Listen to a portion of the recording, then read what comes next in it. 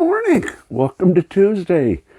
I hope you had a good day yesterday, and we're going to go on today and see what we can come up with for a good day. Prayer, and give everything to God, and that'll be good because none of it's really ours anyway. So, today we have a very interesting story about a master and servants.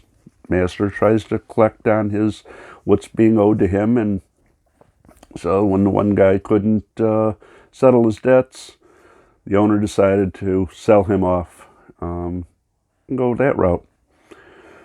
And he cries and, pleads for more time, more mercy, whatever.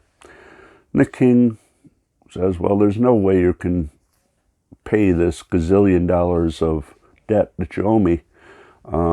So, tell you what, I'll forgive it all to you. Well, okay, that's a wonderful and gracious thing. There was no way the king knew he wasn't going to get that much money out of him. There's no way you could possibly pay that much. The amount of money that we're talking about is bigger than anything. Probably more money than Bill Gates and all those guys have. So we have the servant now trying to collect from somebody who owes him. See, in those days, it wasn't slavery as we think of it. It was more of you could be owed money, you could have money, etc. It was all just, a lot of it was social construct. But I think the important thing for us to notice here is that while the king showed mercy to the servant, that servant did not show any mercy. And, well, I guess you get what you pay for, don't you? This guy would not give anything to somebody who owed him a real small amount of money. He was given billions of dollars free now, but he would, $20 or whatever that some other guy owed him, he would not forgive him that. So the other servants around are obviously quite taken back by all this and saying, I know what's happened here. We've seen both sides. We saw this master being so kind and you being so mean. Word got back to the king, obviously. Being treated, these are all friends and things like that, being treated improperly, word gets around. We all know that from our own lives. So, king then gets really upset. And not only, throws the other guy in prison forever, basically forever. There's no way that he's going to ever get out. He's going to be killed. Whatever is going to happen to him. But that's sort of the story that Jesus is trying to point across. Is like, you can sin. Doesn't like it obviously, but you can have contrition of heart and make yourself better.